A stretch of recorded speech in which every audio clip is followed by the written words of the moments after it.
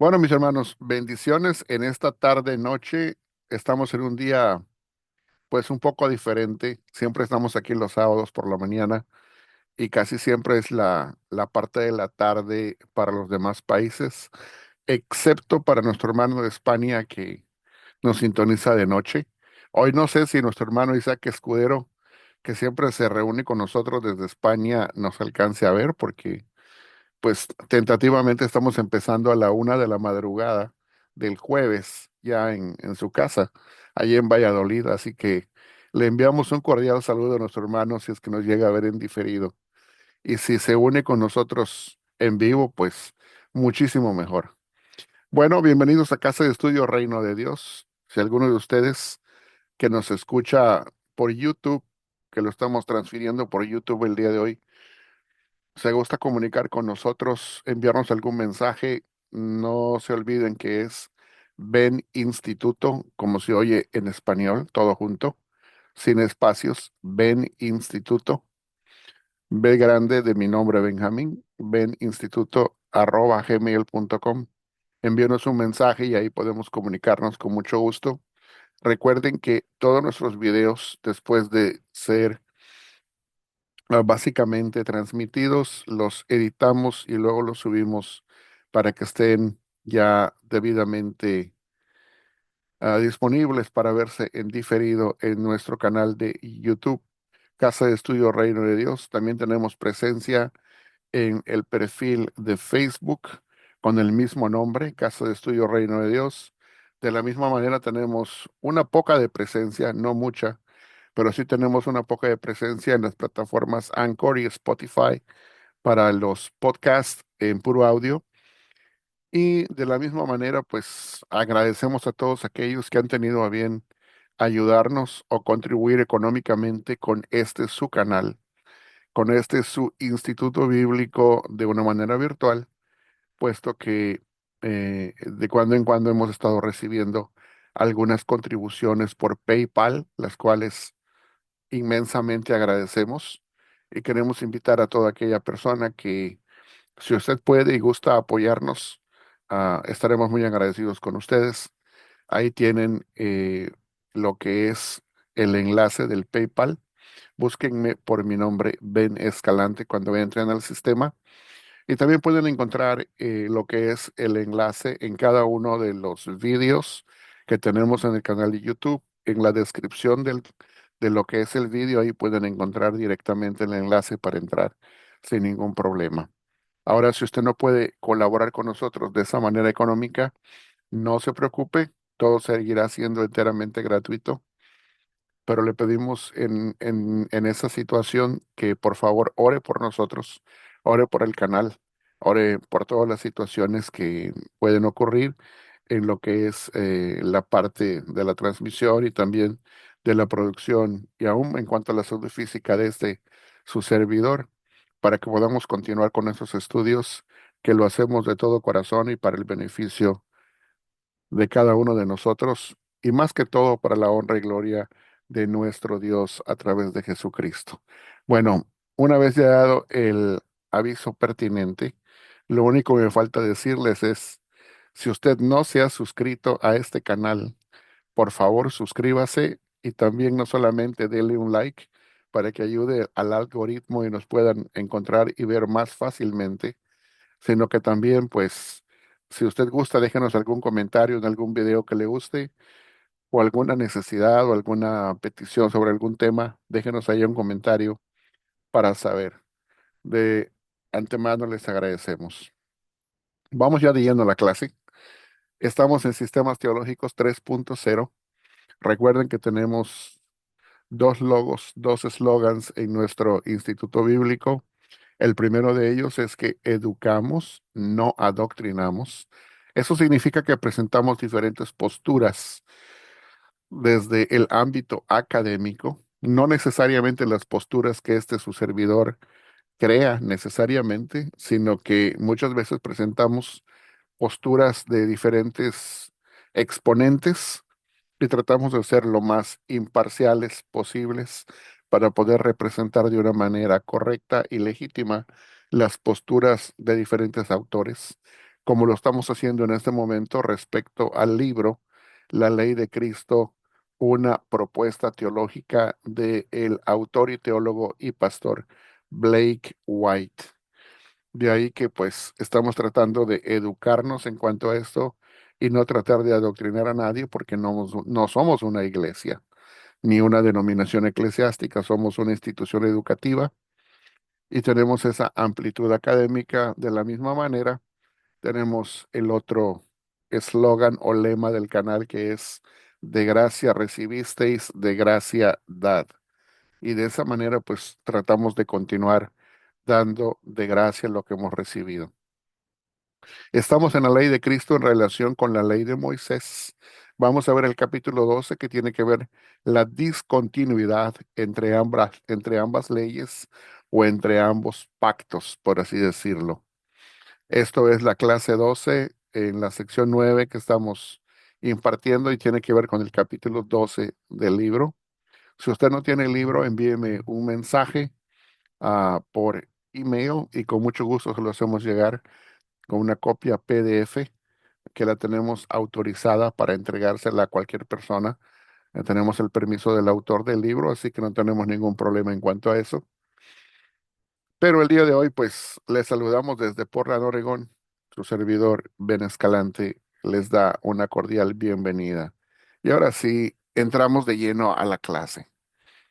Dice el autor Blake White de esta manera: debería ser claro que existe una continuidad y una discontinuidad significativas entre la ley de Moisés y la ley de Cristo. En pocas palabras, nos está diciendo el autor que hay ambas cosas, no solamente una, no es o una o la otra, sino que hay ambas, pero en diferentes sentidos. Eso lo vamos a ver conforme vayamos avanzando. No es una contradicción. Contradicción solamente ocurre cuando dos cosas no pueden ocurrir o sea, ocurren simultáneamente, pero en el mismo sentido, de manera que chocan y no pueden avanzar. Pero aquí la continuidad y la discontinuidad ocurren simultáneamente, pero en diferentes sentidos. Así que no hay ningún problema. Continuemos. La ley de Cristo es nueva, pero no es absolutamente nueva, ya que existen coincidencias con la ley de Moisés. Vemos que toda la ley y los profetas son aplicables a los creyentes en el nuevo pacto. Volvemos a repetir eso, son aplicables a los creyentes. Vemos que toda la escritura, toda la ley y los profetas son aplicables a los creyentes en el nuevo pacto, pero solo cuando son interpretados a la luz de su cumplimiento. Y este cumplimiento es obviamente en Cristo, como dice Mateo 5:17. Craig Blomberg, nos dice aquí el autor Blake White, escribe lo siguiente. Craig Blomberg es un estudioso bíblico, un académico, al cual él está citando. Y dice así: el Antiguo Testamento se mantiene aplicativo y relevante para los seguidores de Jesús, como lo podemos ver en 2 Timoteo 3:16, pero esclarece y dice: pero ningún texto del Antiguo Testamento puede ser correctamente interpretado hasta que uno entienda cómo es que este texto ha sido cumplido en Cristo. Y cada texto del Antiguo Testamento tiene que ser visto a la luz de la persona y ministerio de Jesús y de los cambios introducidos debido a la inauguración del nuevo pacto. Ahí termina la cita que nos acaba de presentar Blake White sobre Craig Blomberg. Y dice a continuación: leemos toda la escritura con los lentes cristianos puestos, nos dice Blake White, ya que Jesús es nuestro filtro interpretativo. O sea que siguiendo esta pauta, perdón, no vamos a leer ninguna escritura si no lo hacemos a través de nuestro lente, que es Jesucristo. Continuamos. Vamos a la discontinuidad porque de eso se trata este capítulo. Dice, primero vamos a ver el tema de la discontinuidad. La ley de Cristo no es completamente distinta de la ley de Moisés, pero es nueva. Y aquí nos va a explicar Blake White por qué va a decir que no es completamente distinta. Bueno, ya de antemano nos ha dicho que hay ciertas coincidencias. Por eso es que no es completamente distinta. O sea, completamente distinta implicaría que no hay nada que sea coincidente entre una y la otra, que no hay nada que sea, cuando menos similar entre una y la otra. O sea, que sea totalmente diferente, pero no es así, ¿no? Entonces, en una época tan temprana como el año 150 después de Cristo, Justino Mártir llamó a Cristo el promulgador de una nueva ley. Y como hemos visto, Pablo claramente distingue entre la ley de Moisés y la ley de Cristo. Pablo no está bajo la ley de Moisés, sino bajo la ley de Cristo, como dice primero los Corintios 9, 20 al 21. Y guardar los mandamientos de Dios ya no significa más guardar la ley mosaica, la cual incluye la circuncisión, de acuerdo con primera epístola a los Corintios 7, 19. Solamente en ese primer párrafo está cargadísimo de teología, ¿verdad? Que hay que explicar en mucho detalle, y eso se va a encargar de hacerlo conforme vamos desempaquetando o desempacando este capítulo.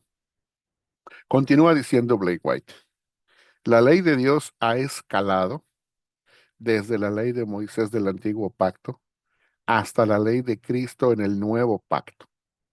O sea, eso implica, por la forma en que lo dice, de que nos está queriendo comunicar que si hay un escalamiento, significa que la ley de Moisés del antiguo pacto está a un cierto nivel, pero que la ley de Cristo en el nuevo pacto está a un nivel más alto y superior.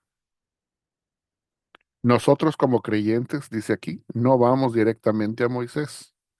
Nosotros tenemos nuestro propio maestro, es decir, Cristo, y Él ha establecido, promulgando frente a nosotros, qué debemos saber, observar, hacer y dejar de hacer. Esto nos lo dice aquí, pues en pocas palabras, Blake White. Seguimos, dice así, algunos expertos argumentan que la ley de Cristo mencionada en Gálatas 6:2 debe referirse a la ley mosaica porque dice, porque toda la ley en esta sola palabra se cumple. Amarás a tu prójimo como a ti mismo. En Gálatas 5:14 y claramente se refiere a la ley de Moisés. Pero dice aquí Blake White, pero Pablo añade un descriptor o un descriptivo genitivo todo importante a la palabra ley, es decir, la ley de Cristo. O sea que le agrega el de Cristo, que en griego se escribe ton nomon tu Christou.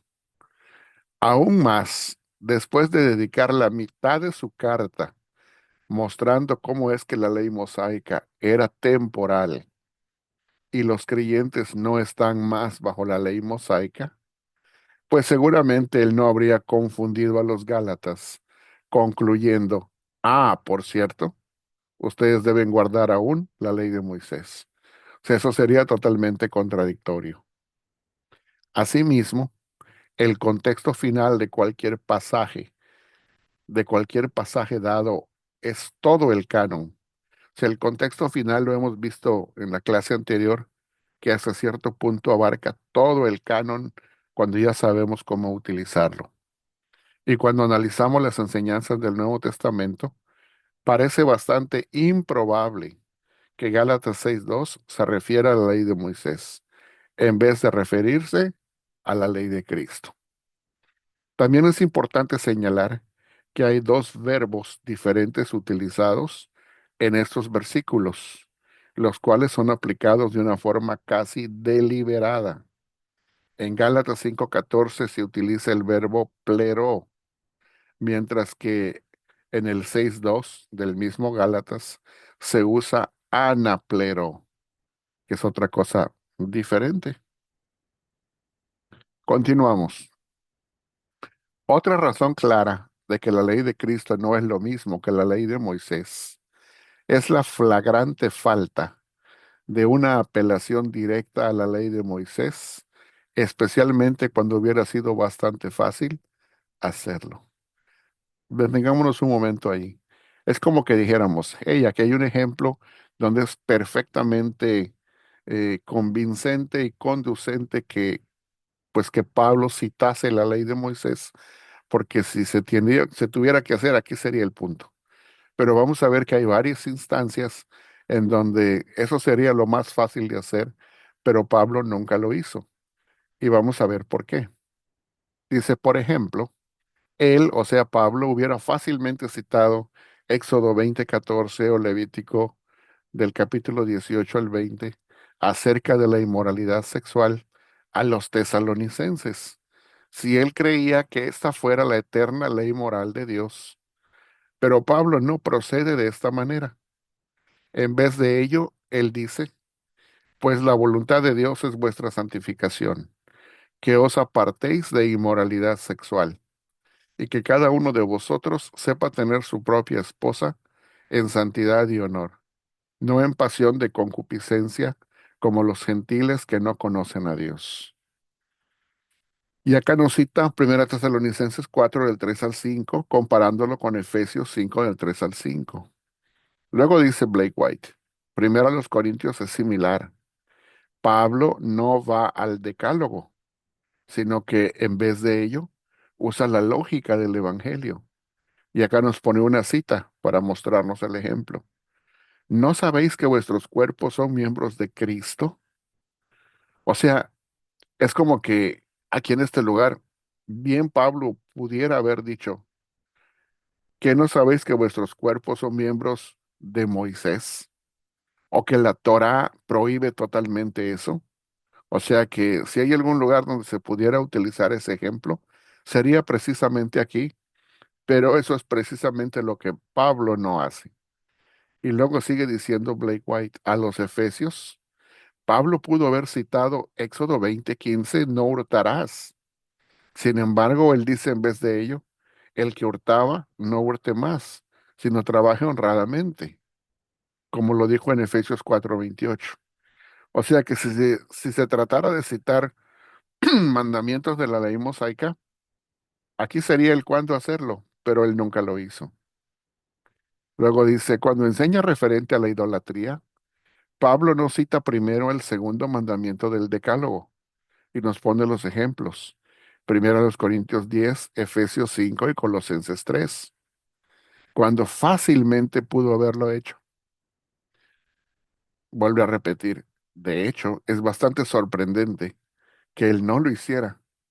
Asimismo, en Filemón, Pablo al regresar a Onésimo a Filemón, falla en mencionar Deuteronomio 23:15 al 16, el cual se lee así: no entregarás a su señor el siervo que se huyere a ti de su amo. Morará contigo en medio de ti, en el lugar que escogiere en alguna de tus ciudades, donde a bien tuviere, no le oprimirás. En pocas palabras, lo que Blake White nos está diciendo es que básicamente en lugar de que Pablo regresase a Onésimo y lo enviase de vuelta con Filemón, que es el que era su amo en la carne, en el sentido físico, pues aquí dice que cuando eso ocurriera, según la Torá, no lo debería de devolver. Y sin embargo, eso fue lo que hizo, eso fue exactamente lo que hizo Pablo. Claro, con las debidas explicaciones y peticiones correspondientes.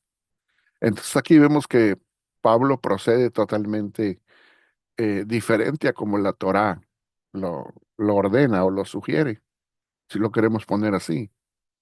Y luego dice, como Westerholm escribe, Pablo nunca deriva la conducta cristiana apropiada, simple y directamente de la aplicación del mandamiento pertinente de la Torá, que permanece pedagógicamente como la declaración vinculante de la voluntad de Dios para los creyentes. O sea que si se tratara de estar corrigiendo la vida de cada uno de los creyentes cristianos, el apóstol Pablo debió haber estado mencionando cada parte de la Torá pertinente y no lo hizo. Ese no fue su procedimiento. Eso es lo que se requiere aquí, Blake White. Y en base a eso, él está diciéndonos que eso indica una discontinuidad entre la ley de Moisés y la ley de Cristo, que es la que está vigente hoy. Vamos ahora a la parte donde habla de hacer y cumplir. También de importancia es la forma en que Pablo cuidadosamente distingue los verbos hacer y cumplir en términos de la relación del creyente con la ley de Moisés. Y aquí vuelve a citar a Stephen Westerholm, el cual escribe, sin embargo, vale la pena señalar que en la teología de Pablo, mientras que nunca se ordena a los cristianos el hacer, o sea, guardar, del griego poiein, la ley mosaica, aquellos bajo la ley mosaica son vistos como obligados a guardar sus mandamientos. De hecho, la ley mosaica misma, señala Pablo, descansa sobre el principio de hacer como un principio opuesto al de creer. Eso es bastante obvio, en sus epístolas lo hace claramente. Entonces, si la esencia de la vida bajo la ley mosaica tiene por requisito el guardar sus mandamientos, no es para nada extraño que Pablo haya evitado el término en contextos donde él relaciona el comportamiento cristiano con la ley mosaica. ¿Qué es lo que está queriendo decir aquí? Bueno, básicamente lo vamos ahorita a explorar un poquito más en detalle, pero lo que se refiere es que cuando el apóstol Pablo habla de guardar los mandamientos y sobre todo los mandamientos de la ley mosaica, que en griego utiliza verdaderamente el verbo guardar o hacer del griego poein. Pero cuando habla de los cristianos y de su relación con la ley de Cristo, ahí ya no utiliza el verbo que utiliza para guardar mandamientos mosaicos, sino utiliza el verbo para cumplir los mandamientos, que es una cosa totalmente diferente.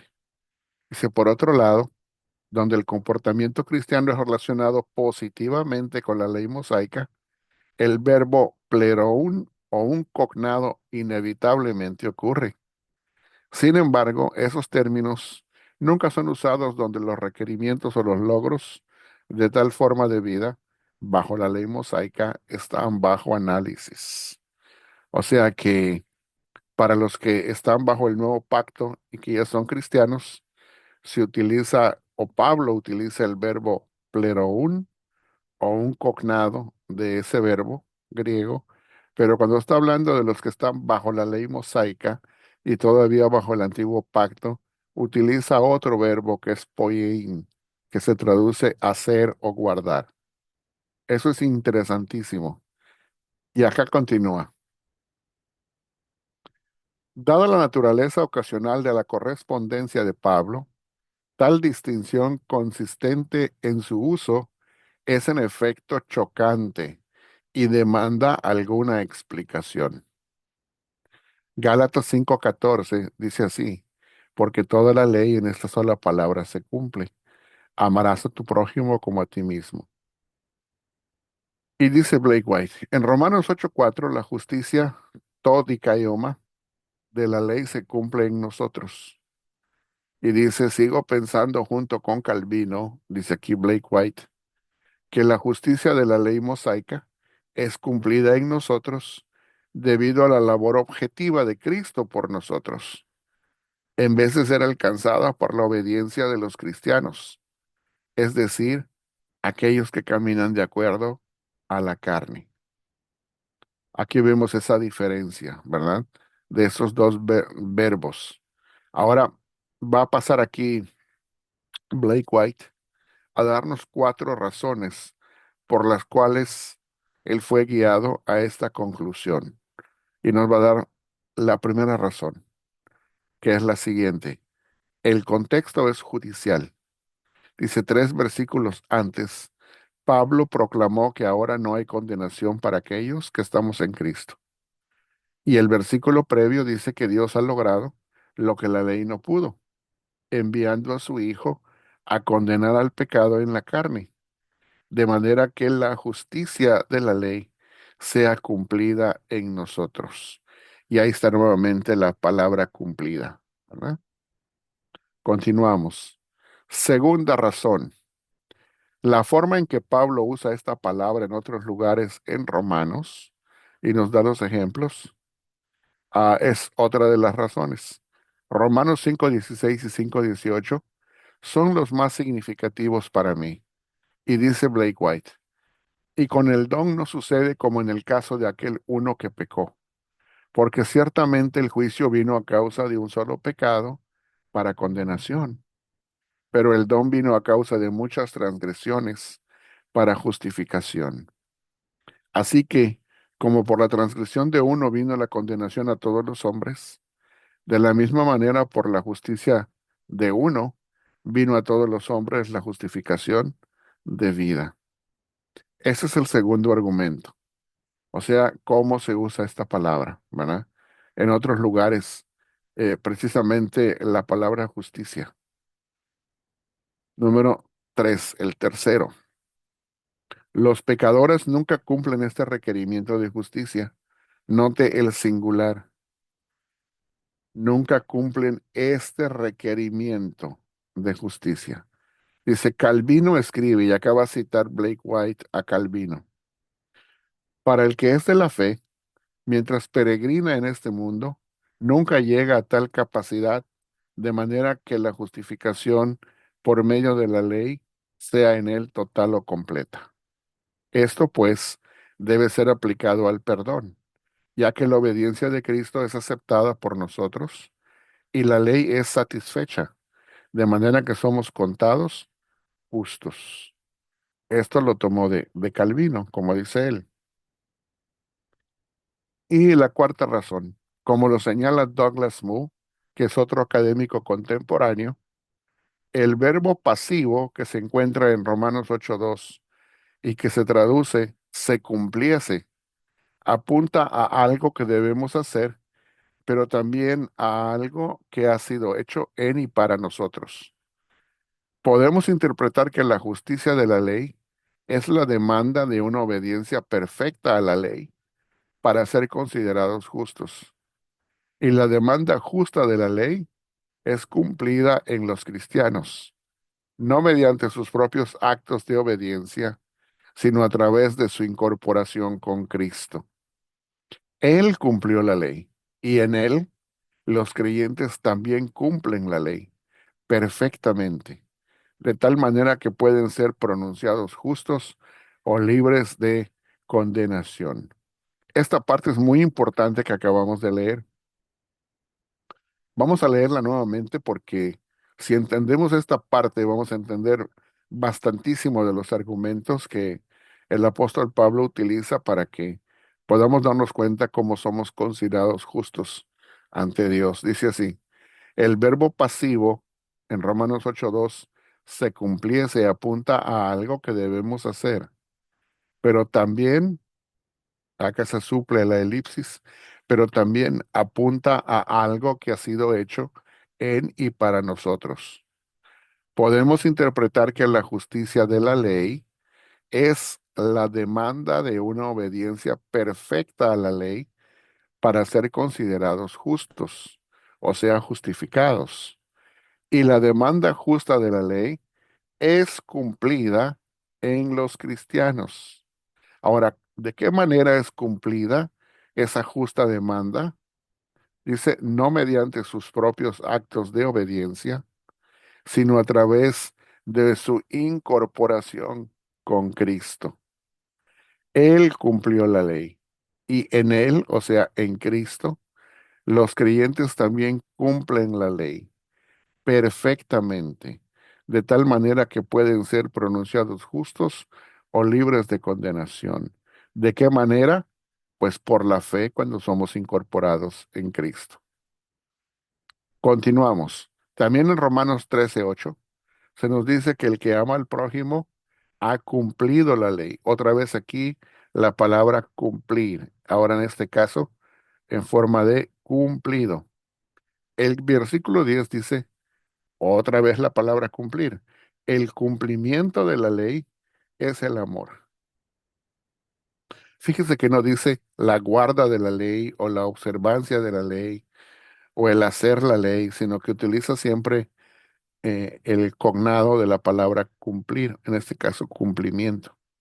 El cumplimiento de la ley es el amor. Solo los cristianos quienes tienen el Espíritu Santo de la nueva era o de la nueva edad pueden cumplir la ley. Pablo, como Jesús en Mateo 5:17, se refiere al cumplimiento escatológico. Esto es muy interesante. Según lo que dice aquí, vuelvo a repetir, solo los cristianos, quienes tienen el Espíritu Santo de la nueva era o la nueva edad, pueden cumplir la ley. O sea que todas aquellas personas que son pseudo creyentes, que se dicen ser creyentes cristianos, pero en quienes no habita el Espíritu Santo, porque no han nacido de nuevo, aunque puedan ser totalmente religiosos, como muchos de las raíces hebreas, que en mi estimación no han nacido de nuevo, pero que se dicen ser religiosos, que todavía no conocen a Cristo, a su persona y tampoco conocen su gracia, pues básicamente pueden estar tratando de guardar, hacer, pero nunca van a lograr cumplir. ¿Qué significa eso? Que solamente el cumplimiento llega cuando el Espíritu Santo está presente. Pablo, como Jesús en Mateo 5:17, se refiere al cumplimiento escatológico, o sea, el cumplimiento que llega ya cuando Cristo ha venido para capacitarnos con su Santo Espíritu.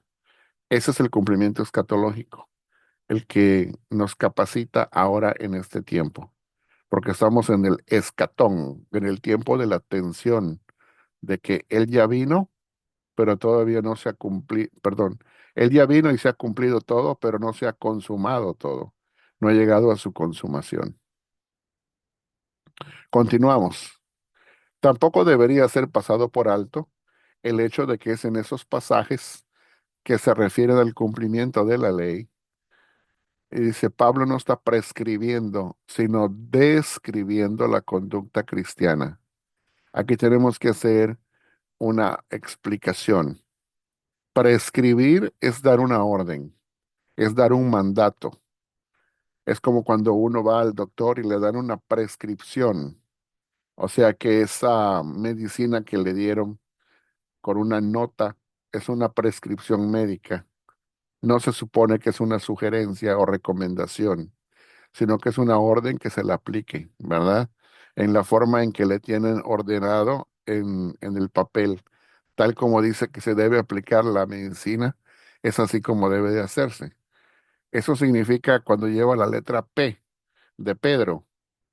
Ahora, cuando lleva la letra D de dedo, es una descripción meramente.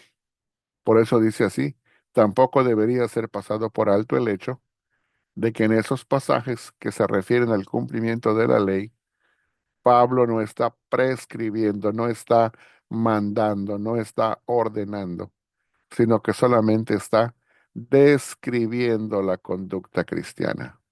Jason Meyer, otro académico, declara que Pablo no prescribe la conducta cristiana, o sea, no la ordena a manera de mandamientos con referencia a la ley. Él describe el fruto, en griego karpos, de su comportamiento con una referencia retroactiva a la forma en que éste se conforma a la ley. Y así, o sea, este se refiere al fruto, en cómo en qué forma el fruto se conforma a la ley. Y así suma para su cumplimiento. Irónica y paradójicamente, aquellos que viven bajo la ley llevan fruto que resulta en pasiones pecaminosas, transgresión de la ley y muerte. Escuchen eso. Irónica y paradójicamente, aquellos que viven bajo la ley mosaica, llevan fruto que resulta en pasiones pecaminosas, transgresión de la ley y muerte, mientras que aquellos que han muerto a la ley, en este caso mosaica, llevan fruto que suma para el cumplimiento de la ley, en este caso de la ley de Cristo. Solo a aquellos que viven bajo la ley se les requiere guardar la ley, mientras que el resultado de la obediencia de aquellos que no están bajo la ley es el cumplimiento de la ley. En pocas palabras, lo que está queriendo decir es que para todos aquellos que estamos en Cristo, los que no tenemos el requisito ni la obligación de guardar la ley mosaica, cuando obedecemos a lo que el Señor Jesús nos pide, estamos cumpliendo todo aquello que Él nos había encomendado, porque en Él es donde se halla el cumplimiento. Continuamos. Hebreos. La Epístola a los Hebreos es un libro muy importante en relación a la discontinuidad entre los testamentos. Aquí vamos a tratar un tema muy, muy importante, así que prestemos atención. Podría resumirse en la frase, Jesús es superior. El sermón comienza diciendo, Dios, habiendo hablado muchas veces y de muchas maneras, en otro tiempo a los padres por los profetas, en esos postreros días nos ha hablado por el Hijo. Aquí tenemos una pista del contraste entre Jesús y Moisés en el primer versículo de Hebreos, ya que Moisés era considerado el más grande de los profetas, quien aquí es considerado menor que el Hijo, ya que es por este, o sea, por el Hijo, que Dios finalmente ha hablado. Luego, o sea, después, el predicador de la epístola a los Hebreos muestra la superioridad de Jesús frente a los ángeles, y esta es otra forma de decir que la revelación dada por el Hijo es superior a la revelación dada en el Sinaí, ya que había una vasta tradición judía que asociaba a los ángeles con la promulgación de la ley mosaica, según Deuteronomio 33:2, y ver la traducción desde la Septuaginta y compararlo con Gálatas 3:19, Hechos 7:38 y 53 y Hebreos 2:2. Continuamos aquí. Luego entonces Hebreos presenta a Cristo como el verdadero hombre, según Salmo 8, y también Génesis 1:26 al 28. La intención de Dios desde el principio era la de gobernar el mundo a través de una humanidad fiel a Él. Pero ¿dónde está esa humanidad fiel?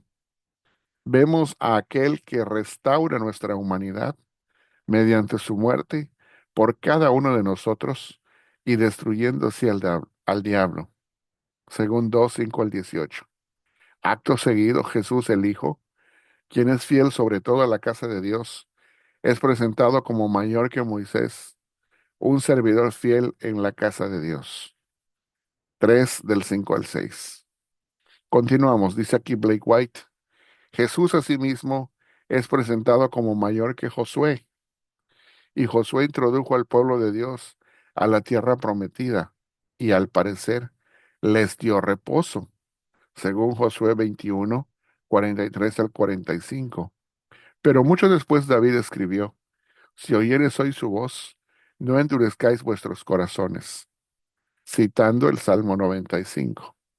Porque si Josué les hubiera dado el reposo, no hablaría después de otro día, como dice Hebreos 4:8. Y continuamos. Un Shabbat, o sea, día de reposo escatológico, aún espera al pueblo de Dios. Pero escuchen esto. Y Jesús ha traído hoy ese descanso del Shabbat a aquellos que han confiado en Él. O sea que hay un Shabbat para el futuro, pero desde el futuro Cristo nos lo ha traído al presente. Es lo que quiere decir. Uno puede pensar en aquel famoso pasaje de Mateo 11:28 al 30, donde Jesús dice, venid a mí todos los que estáis trabajados y cargados, y yo os haré descansar, el cual es inmediatamente seguido por el pasaje en el capítulo 12, el cual es una muy desafortunada separación entre capítulos, donde Jesús se proclama a sí mismo como el Señor del sábado, o sea, del Shabbat. ¿Qué está diciendo aquí? Que Mateo 11 28 al 30, si nosotros hacemos caso omiso de la partitura del capítulo y seguimos leyendo que está hablando del mismo tema, entenderíamos más fácil que lo que viene en el capítulo 12, en los primeros versos, es la continuación y la aplicación directa de lo que significa Mateo 11 28 al 30. Y si no me equivoco, son los primeros 12 versículos del capítulo 12 de Mateo. Después, dice, el autor de Hebreos comienza a mostrar cómo Jesús cumple el sacerdocio levítico, pero hace una pausa para advertir a los hermanos sobre el peligro de no perseverar. Luego retoma la enseñanza respecto al sacerdocio de Cristo en el capítulo 7 y comienza haciendo unos comentarios exegéticos sobre Génesis 14, 17 al 20. Y luego muestra cómo Melquisedec, el rey sacerdote de Jerusalén, bendice a Abraham y recibe el diezmo de él, o sea, de parte de Abraham, lo que lo hace por implicación superior a Abraham.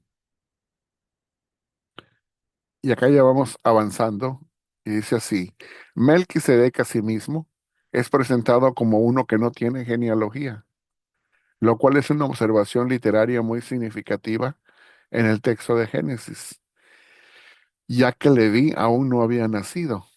Él, en cierto sentido, pagó el diezmo a Melquisedec, lo cual muestra nuevamente la superioridad del orden del sacerdocio melquisedénico, el cual no tiene fin. Y luego llegamos a Hebreos 7, del 11 al 12, que son versículos cruciales. Dice así, si pues la perfección fuera por el sacerdocio levítico, porque bajo él recibió el pueblo la ley, ¿qué necesidad habría aún de que se levantase otro sacerdote, según el orden de Melquisedec, y que no fuese llamado según el orden de Aarón? Porque cambiado el sacerdocio, necesario es que haya también cambio de ley. El cambio en la historia de la redención trae consigo un cambio en el lugar de la autoridad. Y dice aquí, la duración de la ley está ligada a la duración del pacto al cual pertenece. Eso es muy importante. O sea que una ley no puede durar más que el pacto al cual pertenece, o el pacto no puede durar más que la ley al cual pertenece. Hágase notar primero que el antiguo pacto debe ser visto como un paquete. Así es como lo vemos. Y vamos a entender qué significa este paquete. Dice así, sobre la base del sacerdocio es que el pueblo recibió la ley y pertenece a toda una unidad, la cual consiste de, ese es el paquete, o la unidad que forma el paquete es lo siguiente, la ley, el pacto y el sacerdocio. Dividir la ley de su propio pacto es algo extraño a la Biblia. Usted no puede divorciar un pacto de su ley. La ley está contenida dentro del pacto mismo, así como lo leemos o lo vemos en Éxodo 19 al 24 en esos capítulos. Asimismo, note que el texto dice que cuando hay un cambio en el sacerdocio, el cual cambio claramente existe, también hay un cambio de ley. La palabra inspirada por el Espíritu dice que hay un cambio de ley, no que hay un cambio en la ley, como lo traducen algunas versiones. Fíjense, eso es muy importante. Debe de decir correctamente un cambio de ley, no un cambio en la ley. Y luego continúa Blake White diciendo, la teología del nuevo pacto no está creando este punto de la nada, sino que estamos buscando hacerle justicia al texto sagrado, apegarnos realmente a lo que dice. Asimismo, note, como se mencionó antes, que Dios nunca pretendió que el antiguo pacto trajera salvación final, o sea, perfección. Es por ello que David, cientos de años después del relato de Génesis 14, escribió de un nuevo orden sacerdotal que estaba por venir, cuando dijo, tú eres sacerdote para siempre, según el orden de Melquisedec. Y esto se refiere a Hebreos 7:17, citando el Salmo 110. Continúa diciendo, queda pues abrogado el mandamiento anterior a causa de su debilidad e ineficacia, pues nada perfeccionó la ley, y a causa de la introducción de una mejor esperanza, por la cual nos acercamos a Dios. Esos versículos son muy fuertes y muy directos. No hay manera que los podamos evitar. Dice así, el mandamiento precedente es hecho a un lado, o sea, es derogado, ya que el pacto de la ley era un acuerdo global, es decir, como un paquete. Cristo no solo trae un nuevo sacerdocio, sino que también es fiador de un mejor pacto, como lo dice en 7:22, y como hemos visto antes cuando analizamos el capítulo 8. El libro de Hebreos coincide con la teología de Pablo y de Jesús mismo en que la ley del antiguo pacto siempre había tenido la intención de ser un pacto intermedio. ¿Qué significa ser un pacto intermedio? Déjeme explicárselos. Ser un pacto intermedio significa estar entre medio de otros dos pactos. Es decir, para el pacto del Sinaí había un pacto anterior que era el pacto con Abraham y luego el nuevo pacto, el que está profetizado en Jeremías. Entonces, es un pacto intermedio porque está entre el pacto de Abraham o con Abraham y el pacto nuevo o el nuevo pacto profetizado. Al ser un pacto intermedio, era una simple sombra, como dice en griego, skia, de bienes venideros, en vez de ser la forma verdadera de estas realidades. Dice, el argumento central del libro de Hebreos es que los judíos debían entender la improcedencia del autoconfesado antiguo orden, como lo dicen Salmos 8, 95, 110 y Jeremías 31. Así concluye, la ley de Cristo es una nueva ley. Y contra eso de que es una nueva ley, debaten todos los legalistas. Y de las falsas raíces hebreas, dice así, el Shabbat o día de reposo. Finalmente, así como en el caso de la circuncisión, el mandamiento de guardar el Shabbat queda abrogado en el Nuevo Testamento. Este mandamiento crea muchos problemas para aquellos que todavía creen que los 10 mandamientos como paquete aún aplican al creyente el día de hoy. El Nuevo Testamento es claro en decir que ya no estamos obligados a obedecer el mandamiento del día del reposo. El Shabbat era la señal del antiguo pacto, el cual ya ha sido abrogado con la muerte y resurrección de Cristo. De manera que, así como los creyentes ya no están atados al antiguo pacto, así tampoco están atados a la señal de tal pacto. Jesús como Señor del día del reposo está por encima de la ley. Y eso nos lo certifica Lucas 6:1 al 11 y Marcos 2:23 al 28.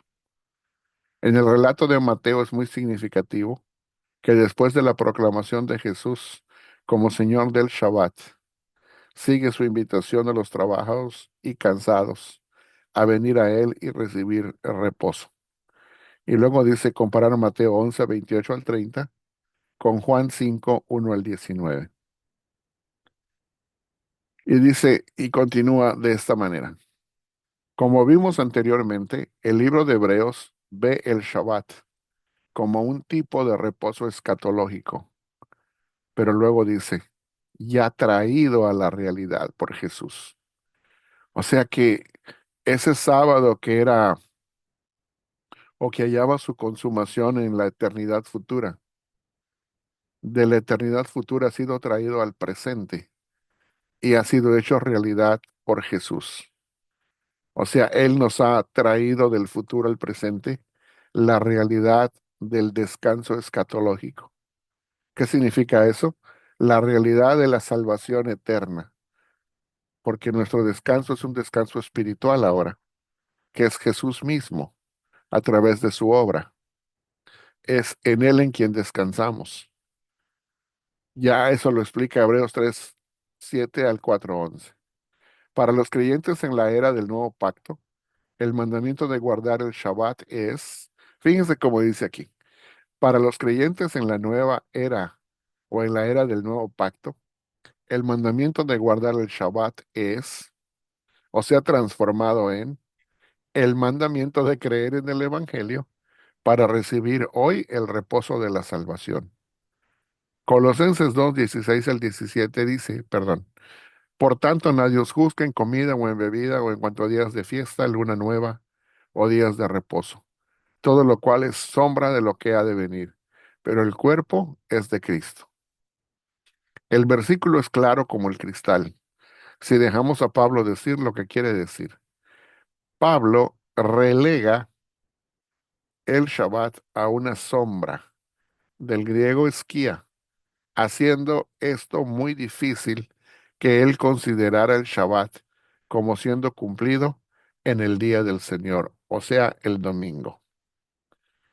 Con esto concluye esta parte, dice así, simplemente no hay evidencia bíblica o histórica sobre una visión del día del Señor, o sea, el domingo, como el cumplimiento del Shabbat.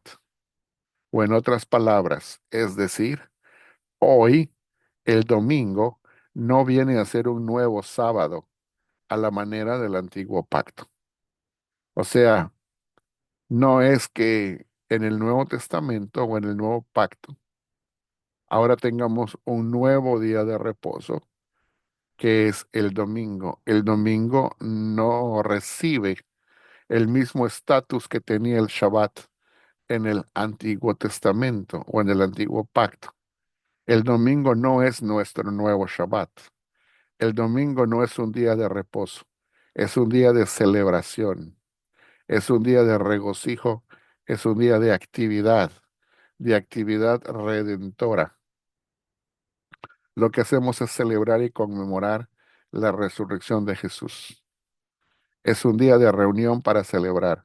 No es un día de reposo para descansar físicamente, como lo era el Shabbat en el antiguo pacto. Son dos cosas totalmente diferentes.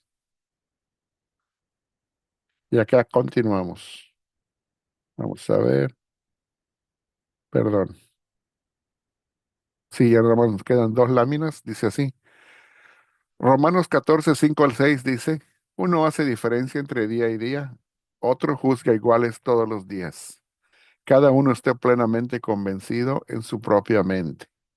El que hace caso del día lo hace para el Señor, y el que no hace caso del día, para el Señor no lo hace. Los días aquí en mente ciertamente incluirían al Shabbat, como Tom Schreiner, que es otro académico, escribe. Cualquier judío inevitablemente pensaría en el Shabbat, ya que ese día era el día que más distinguía a los judíos de los otros pueblos. Esta anterior declaración es totalmente diferente a lo que sigue. Acuérdate del día del reposo para santificarlo. 6 días trabajarás y harás toda tu obra, mas el séptimo día es reposo para Jehová tu Dios. No hagas en él obra alguna tú, ni tu hijo, ni tu hija, ni tu siervo, ni tu criada, ni tu bestia, ni tu extranjero que está dentro de tus puertas. Según Éxodo 20 del 8 al 10. Termina diciendo Blake White. Esta es la última lámina de esta sección. Y dice así, finalmente, en Gálatas 4 del 8 al 11, Pablo va muy lejos al condenar la observancia de los días. El Shabbat ciertamente estaría incluido en la lista. Y continúa diciendo, estaría incluido los meses, los tiempos y los años judíos como un medio de justificación. Dice, como regresando a los débiles y pobres rudimentos de este mundo, es decir, a las fuerzas demoníacas.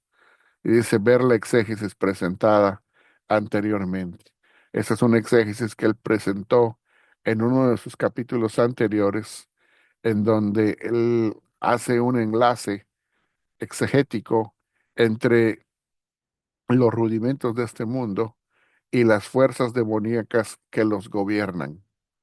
Entonces, a eso se refiere aquí Blake White. Pero pues ya hemos concluido esta sección y acá viene la pregunta para invitarnos a reflexionar y a continuar con nuestros comentarios o preguntas si los tenemos. Dice, ¿qué les pareció la propuesta que hizo Blake White sobre la discontinuidad entre ambas leyes? O sea, nos dio varios ejemplos de cómo podemos ver discontinuidad entre ambas leyes, la ley de Moisés y la ley de Cristo. ¿Qué les pareció su propuesta? Bueno, vamos entonces a regresar. Déjenme parar de compartir aquí y vamos a regresar a platicar con aquellos que estamos aquí el día de hoy. Si tienen comentarios o preguntas o cosas que no se entendieron muy bien, o quizás yo fui muy rápido o no las expliqué correctamente, o aunque lo hayamos hecho simple y sencillamente hay algo que dijo Blake White que nada más no nos latió, ¿verdad? Adelante, hermana Yoleide. Sí, me encantó la clase, sobre todo esta parte del cumplimiento que le Ujú, da a Pablo. O sea, yo había visto esos versos y yo me preguntaba qué querrá decir Pablo con esto, no lo había entendido porque yo sabía que guardar no era cumplir. Entonces yo decía, ¿qué quiere decir Pablo con que hemos cumplido cuando habla? Entonces, bueno, de verdad que agradezco al hermano, el escritor de este libro, am, porque pude aclarar ese punto. Y bueno, con respecto a lo planteado por el señor White, White es el nombre, ¿verdad? Bueno, Blake se llama Blake y Blake, el apellido es White. Ajá. sí, Blake White. Am, Totalmente, como dicen en inglés, accurate. O sea, va con la escritura.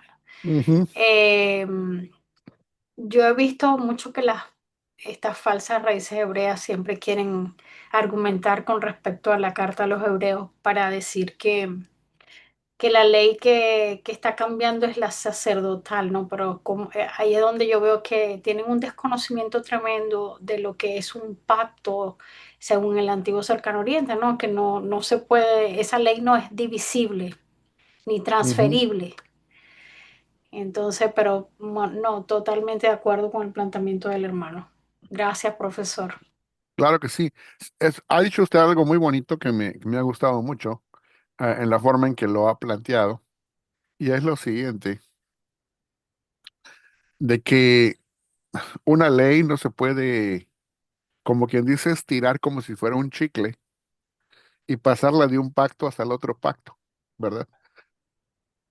Como diciendo, empezó en este pacto, pero ya se acabó el pacto y de todas maneras seguimos estirando el chicle para que llegue hasta el otro pacto que viene del futuro y abarque ese pacto también. Entonces, el autor Blake White en otro capítulo anterior nos dijo que la ley no es transpactual, ¿verdad? No puede transferir de un pacto al otro. En pocas palabras, la ley mosaica tiene que ajustarse a su propio pacto. Y si va más allá o trata de ir más allá, simple y sencillamente es improcedente, no procede, ¿verdad? Es como que yo esté viviendo bajo una constitución y luego entre una nueva constitución a regir en mi país y de repente yo diga, pues como a mí me gusta la constitución anterior, no me interesa qué es lo que diga la nueva constitución, yo voy a siempre seguir viviendo bajo la antigua constitución y voy a forzar a las demás personas que están a mi alrededor a que sigan observando esa constitución antigua. Pero el punto básico es que ya es improcedente, ya no procede. ¿verdad? Porque esa, correcto. porque esa antigua constitución ya no está vigente, simple y sencillamente por eso. No podemos poner a trabajar algo que ya no tiene vigencia. Y eso es el punto. Ahora, la otra cosa que quería mencionar, y ahorita vamos con la hermana Angélica, la otra cosa que quería mencionar y que me gustó que mencionó, es que sí hay una diferencia, y lo explicó Blake White, una diferencia entre guardar o hacer, que allí sí es equivalente, y la palabra cumplir, que es otra cosa diferente, ¿verdad? Vamos a poner un ejemplo para que lo entendamos de una manera simple. Supongamos que tenemos en una mano un jarrón o una jarra llena de agua y en la otra mano tenemos un vaso vacío, que es donde vamos a vertir el agua, ¿verdad? Entonces, el hecho de estar moviendo la mano, dejar caer el agua, ese movimiento de estar llenando, eso es el hacer, eso es el guardar, ¿verdad? Pero el vaso que está aquí, una cosa curiosa que va a estar pasando es que conforme estamos haciendo y estamos guardando, el agua que va cayendo o el líquido que estemos virtiendo en el vaso, se va llenando el vaso y el vaso tiene un propósito. El propósito del vaso es ser llenado para poder contener todo lo que necesita contener para el beneficio del que lo va a tener, ¿verdad? Si es, por ejemplo, para beber el agua, bueno, va a ser para su beneficio de quitar la sed. Pero el propósito del vaso se cumple y la pregunta es, ¿el vaso qué hizo para que fuera llenado? ¿Qué hizo el vaso? Nada, Absolutamente nada, no hizo nada. En cambio, el otro, el que tenía la mano, ¿verdad? Con la jarra tratando de echar el agua, es el que está haciendo toda la obra. Entonces, esos dos sistemas están representados por el hacer o el guardar o el observar los mandamientos mosaicos, es la mano con la jarra. Siempre está tratando de llevar a cabo lo que tiene que hacer. Pero bajo el nuevo pacto están aquellos que están representados por el vaso, en quienes se cumple su propósito sin necesidad de hacer nada. ¿Sí me voy a entender? Usted y yo sí, somos está buena la vasos, explicación. somos vasos en los cuales nuestro propósito se llena, porque la palabra cumplir significa y viene de la palabra plero, que significa ser llenado o ser completado. Entonces el vaso es lo que ocurre con el vaso. Se le llena de significado. Se le llena de significado hasta que se completa todo su potencial y su propósito. Pues Cristo a eso vino. ¿En qué sentido? Cristo, cuando Moisés estaba haciendo las profecías, las estaba dando y las estaba emitiendo y así cada profeta, ellos estaban haciendo. Es como la mano que tiene la jarra que empieza a echar el agua. Los profetas hacían eso. Pero en Cristo se cumplen las profecías. Y no solamente las profecías, también los mandamientos, ¿verdad?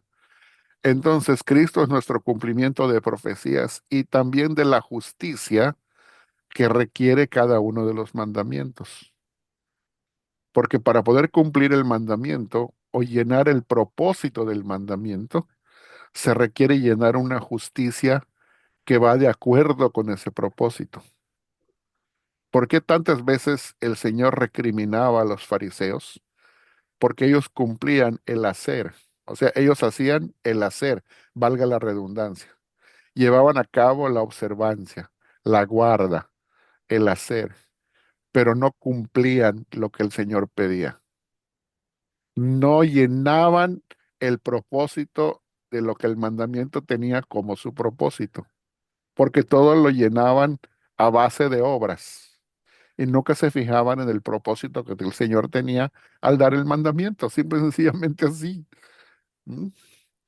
Si ellos hubieran entendido, como Jesús les explicó muchas veces, que lo que él buscaba era el amor, la misericordia y la fe, o la justicia, la misericordia y la fe.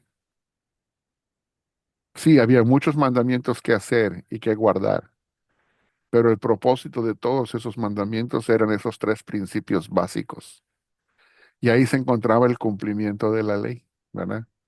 De la ley mosaica antigua, ¿verdad? Ahora, ¿cómo se cumplía aquello? Decía la justicia, la misericordia y la fidelidad, decía el pasaje en Mateo 23. Cuando él decía esto era necesario hacer sin dejar de hacer lo otro, ¿verdad? Ahora el apóstol Pablo nos explica el mismo procedimiento, nada más que no que nos diga que el cumplimiento de la ley de Cristo hoy bajo el nuevo pacto, en lugar de que sea las mismas tres cosas, nos dice que el cumplimiento es el amor. ¿Mm? Y luego nos dice, les voy a mostrar un camino más excelente. Ahora permanecen, ¿cuáles son las tres cosas que permanecen? El Bueno, amor, la fe y la esperanza. ajá, pero el más excelente de todos es El amor. el amor. Entonces ahí se cumple todos los mandamientos de la ley de Cristo, ¿verdad? O sea que nosotros no tenemos que tener esa intencionalidad de estar hace y hace y hace. ¿Por qué? Porque nos nace del corazón hacerlo. El Espíritu Santo nos capacita, nos mueve a hacer la obra y más tarde, perdón, más temprano que tarde, ya estamos cumpliendo lo que es la intención del mandamiento de Cristo, ¿verdad? ¿Por qué? Porque nos mueve el amor. Y así Amén. hay tanto amor en el que lo hace como en el que lo recibe. Y ese es el cumplimiento, ese es el propósito, de que podamos estar cada vez más unidos en hermandad, en amor, ¿verdad? Digo, si cada uno pudiéramos atención en ello, ¿no? Como es debido. Claro. Ujú. Me gusta una frase y con esto cierro mi comentario, profesor, que le dice, bueno, es que está en 2 de Timoteo eh, 2:1. Tú pues, hijo mío, esfuérzate en la gracia Ujú. que es en Cristo Jesús. Me Sí, encanta eso. hay otro pasaje, otra versión que lo traduce un poquito diferente. En lugar de decir la palabra esfuérzate, dice fortalécete. ¿Mm? Es el mismo verso y la misma palabra en griego, pero se traduce un poco diferente en el castellano. O sea que esforzarse en el castellano antiguo conlleva la idea el día de hoy de ser fortalecidos, ¿verdad? Fortalécete con la Mm, gracia, ¿verdad? No dice fortalécete guardando mandamientos, dice fortalécete con la gracia del Señor, ¿verdad? ujú. Y Excelente, gracias, profesor. a ver, nuestra hermana Angélica sigue por allá. Hermana Angélica. Sí, bueno, me venía a la mente ahora con esto que estaba hablando de como vaso, no tenemos que hacer nada. Me venía a la mente lo que Jesús dice, niéguense a sí mismo Ujú. y tomen tu cruz, es decir, no tenemos que hacer nada, tenemos que morir para que Él se manifieste a través nuestro. Y, y yo creo que ese es el problema por el que a muchos no les gusta y quieren seguir defendiendo la ley, porque a la carne no le gusta morir, le gusta hacer para acumular méritos. Así es. Y eh, bueno, tengo dos preguntas. Una, usted dijo que los pactos no se estiran, ¿no? Una frase como que no continúan la ley no continúa de un pacto a otro. Y yo leí sus libros sobre de la ley de Cristo, pero ahora no me acuerdo, porque seguramente ahí usted lo explicó. Eh, ¿Cómo queda entonces? Me viene a la mente la ley, el pacto con Noé, luego viene el pacto con Abraham, y en cada pacto había nuevos mandamientos que iban agregándose. Así es. Una ley, ¿cómo era? Yo ahora no me acuerdo. Ok, Porque déjeme siempre explicarle un leía poquito. como que se iban agregando mandamientos a la misma ley, parece así, ¿no? Sí, vamos a tratar de platicar un poquito sobre esto para poder ir entendiendo. Desde el principio, el teólogo Blake White nos dice de que la ley de Cristo es una ley nueva, pero no es absolutamente nueva. ¿Qué significa eso? Significa de que hay ciertos principios que se van a mover de un pacto a otro pacto y que van a ser incluidos dentro de su ley, ¿verdad? Entonces, le voy a poner un ejemplo del, como dice hace un rato, con la Constitución. Supongamos que usted tiene su Constitución antigua y usted se da cuenta que va a entrar una nueva Constitución en su país. En esa nueva Constitución de su país va a encontrar que hay cuatro diferentes cosas que pueden ocurrir hacia la nueva Constitución. La primera es de que ciertos mandamientos de la ley o de la Constitución antigua son totalmente derogados y no pasan a la nueva Constitución. Algunos quedan totalmente obsoletos y ya no pasan, ¿verdad? Esa es la cosa más obvia. Otros son tomados de la antigua Constitución y son modificados porque no están del todo obsoletos, pero necesitan ser modificados para ser adaptados a la nueva realidad. Entonces esos son modificados y ahora son injertados en la nueva Constitución. Hay otros que son totalmente nuevos y que no va a pasar con ellos nada eh, de lo que acabamos de mencionar. Son mandamientos que no existían o artículos que no existían en la antigua Constitución y que aparecen por primera vez en la nueva Constitución. Entonces, lo que estamos tratando de decir con eso, y luego hay otros que se puede dar el caso que uno encuentre algún mandamiento o un principio en un mandamiento en la antigua Constitución que uno diga, ah, mira, este no necesita ningún cambio, porque todavía es aplicable tal y como está.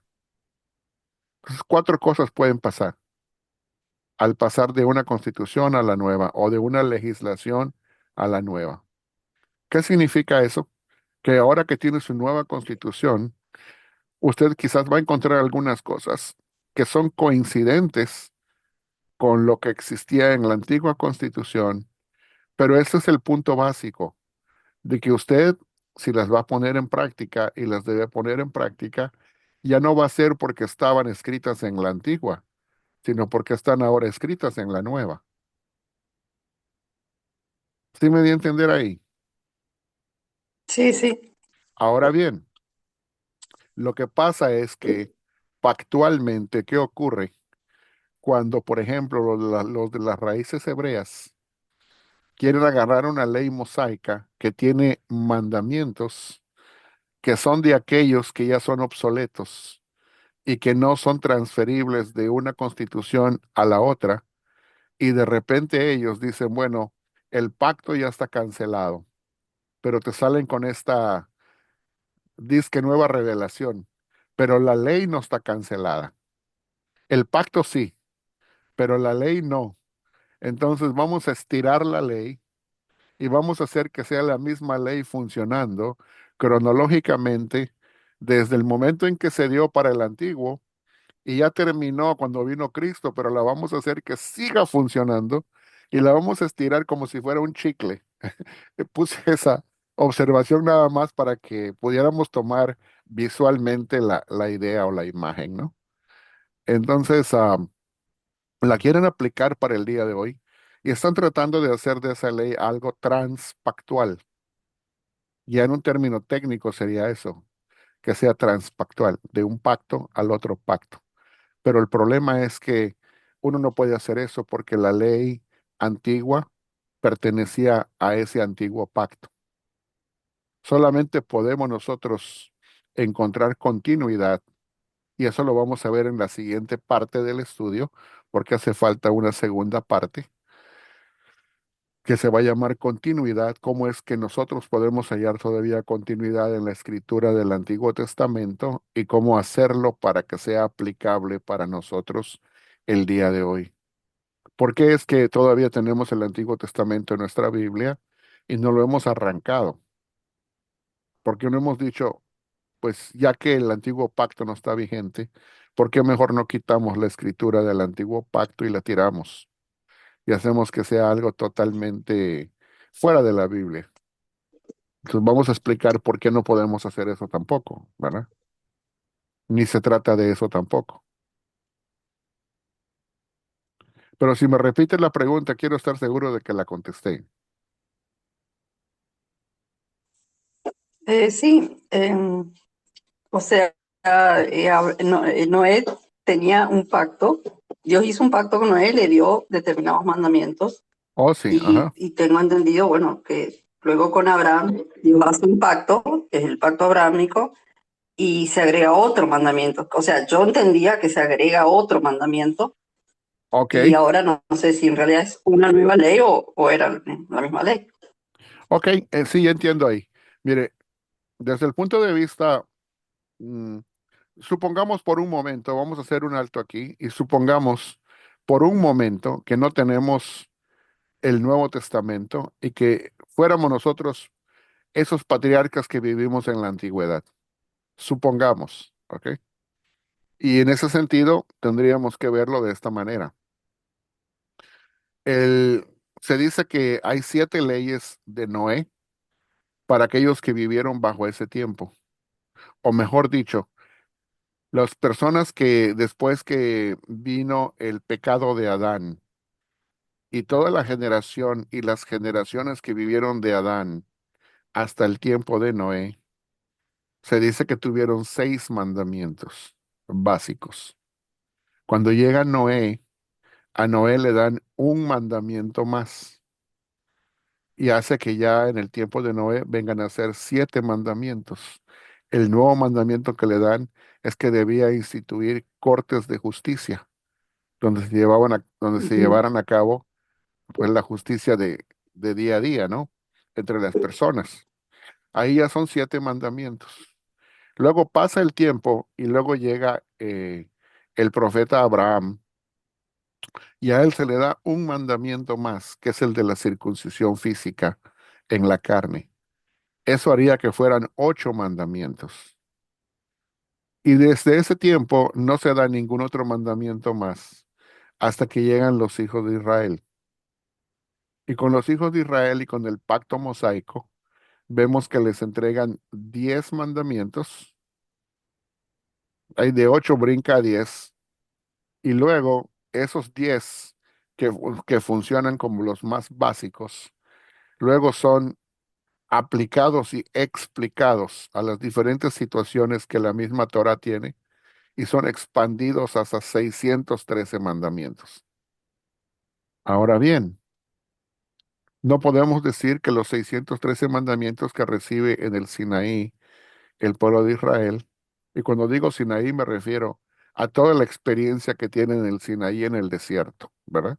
Que son 40 años.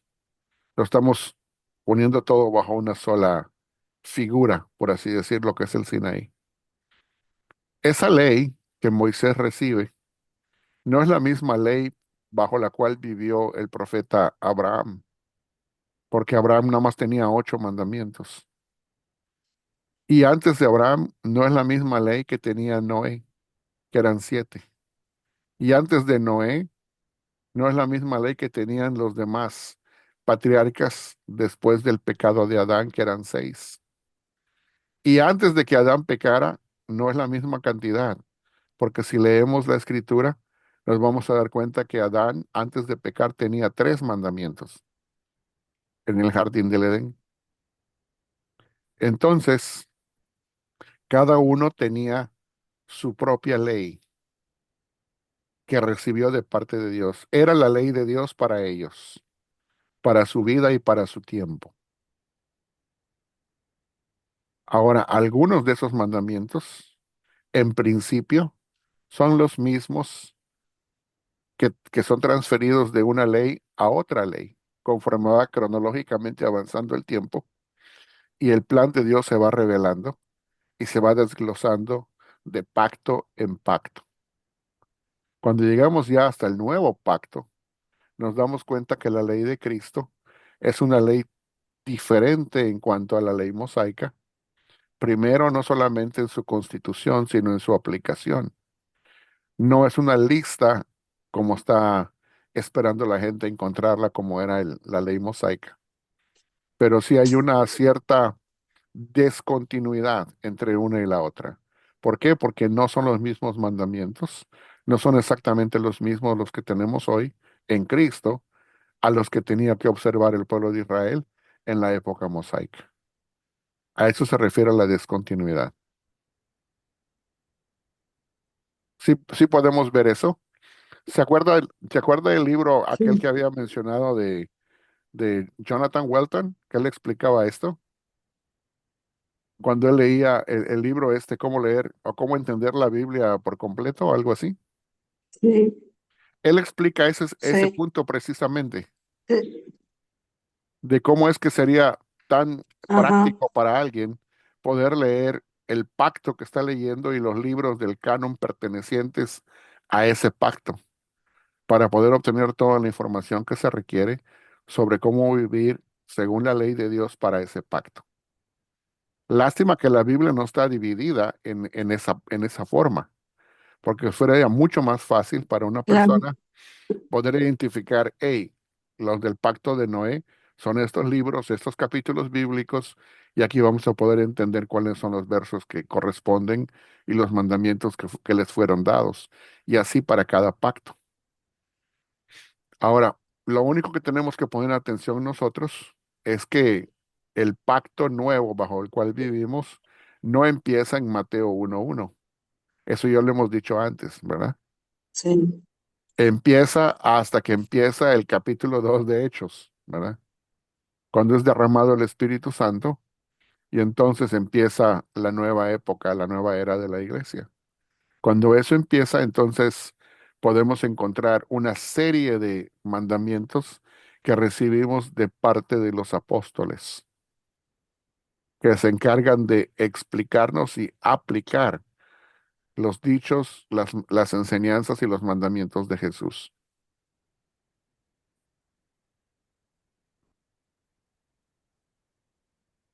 Quizás cuando sí. tengamos la segunda parte de la exposición, quizás podamos aclarar algunas otras cosas. Y si todavía queda alguna pregunta, con toda confianza, hermana Angélica, me la vuelve a preguntar y trataremos de explicarle lo mejor que podamos. Sí, no, me quedó claro, sí, solo que quería ajustar ese, porque a veces uno habla mal y dice, bueno, se agregó estos mandamientos, se agregó un mandamiento más y bueno, a veces uno, el mal expresarse da lugar a entender mal, ¿no? Ujú. Porque en realidad no se agregó un mandamiento más, sino que era otra ley para, para ese pacto, con los Sí, mismos mandamientos, pero no era un agregado, porque uno lo puede decir mal y entonces alguien puede decir, ah, bueno, pero entonces lo mismo está pasando acá, agregamos a la ley de Moisés, no sé, otros mandamientos. Eh, sí, sí. Entonces, el punto es el siguiente, de que así como hay descontinuidad, hay ciertas cosas que pasan que no continúan, hay otras que se mantienen tal y como están, pero a eso se le llama la descontinuidad y la continuidad. Y no ocurre exactamente igual de pacto a pacto. O sea que el hecho de que, por ejemplo, claro, si teníamos 7 mandamientos bajo el pacto de Noé y luego bajo Abraham, que es un nuevo pacto, nada más se le agrega un nuevo mandamiento y ya son 8, los 7 anteriores más el mandamiento nuevo, no significa que así funcione cuando brincamos, y usted tiene toda la razón, cuando brincamos de un pacto al otro o cuando pasamos de un pacto al otro, como el antiguo al nuevo, no son 613 mandamientos de la ley de Moisés y ahora con el nuevo mandamiento de Cristo ya son 614. No se trata de claro. eso. Sí, O sea que en esa parte usted tiene toda la claro, razón, ¿verdad? porque incluso Jesús dice un mandamiento nuevo os doy. Entonces podrían decir Ujú. acá, es un mandamiento nuevo y nada más. Sí, sí, La última pregunta, usted dijo que en el antiguo pacto nadie podía adquirir la ley de Cristo. Entiendo la ley del Espíritu. Y me hizo, o sea, fue necesaria entonces la resurrección de Cristo para porque dice en Corintios que la resurrección fue dada para nuestra justificación, algo así. Entonces, ¿era Bueno, necesario la resurrección? la resurrección de Cristo, como lo dice en Romanos, si no me equivoco, en capítulos, déjeme lo busco el pasaje. No me acuerdo si es el 5 o es el 6, pero creo que es el 5, el último pasaje de Romanos. Ahorita se lo leo, para no fallar.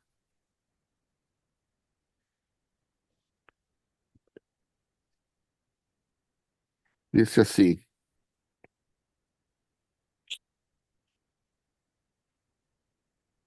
es el capítulo 4, versículo 25. Dice, el cual fue entre, bueno, voy a leer desde el 23.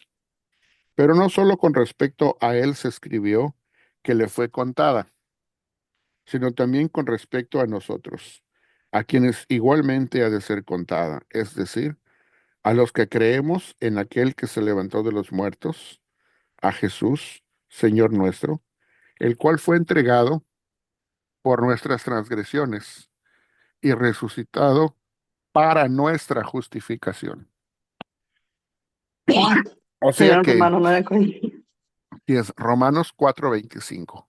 Entonces, claramente ahí podemos Ujú. ver que tanto la muerte como la resurrección de Cristo fueron para nuestro beneficio, para nuestra justificación. El perdón de pecados y la victoria de la nueva vida al resucitar Cristo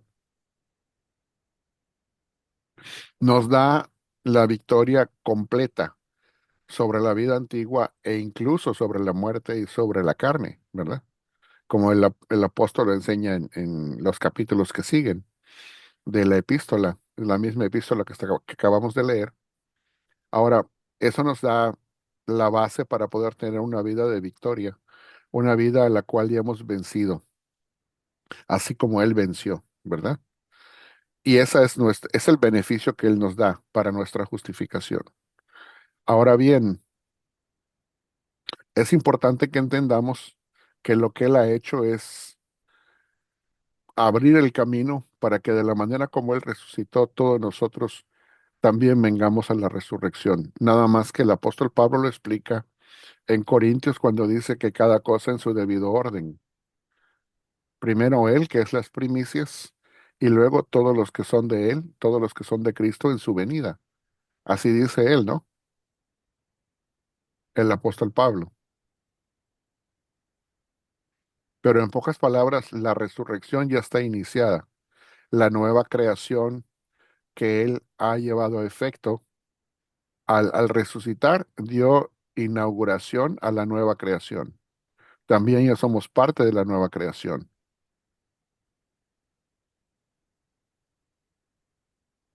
No sé si sobre eso me está preguntando. Sí, sí, claro. Entonces, al ser, o sea, la resurrección dio lugar a la nueva creación y es por eso que podemos tener la ley de Cristo. Así es. Ujú. Sí, así. Debido a que tenemos una nueva creación, es que entonces la ley de Cristo pertenece y va de acuerdo con esa nueva creación.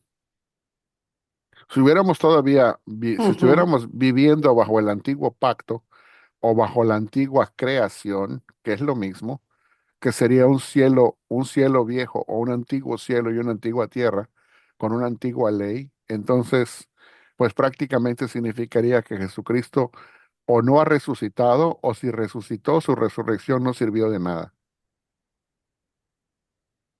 Pero precisamente porque no es así, sino que el mismo profeta Isaías dice, porque estoy por crear un nuevo cielo y una nueva tierra, y de lo anterior no habrá memoria.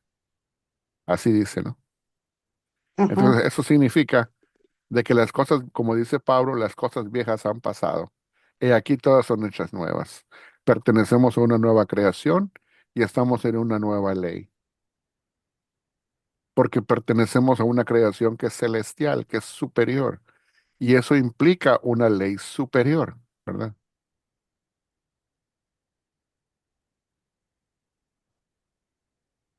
Entonces, resucitados con Cristo significa eso, la nueva creación. Significa estar.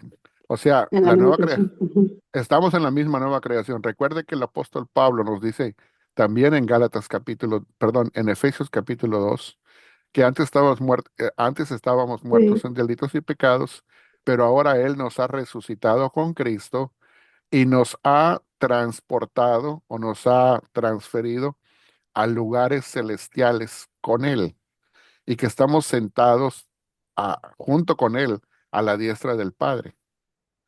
O sea, esa es nuestra posición. O sea, Esa es, es otra manera de decir el nuevo nacimiento. es otra manera de decir que Mm, pertenecemos a esa nueva creación en donde el reino de Dios ya está vigente, en donde nosotros somos parte de ese reino, estamos reinando con Él, nuestra posición es esa. Claro que no estamos ahí físicamente, pero sí lo estamos en el espíritu. ujú.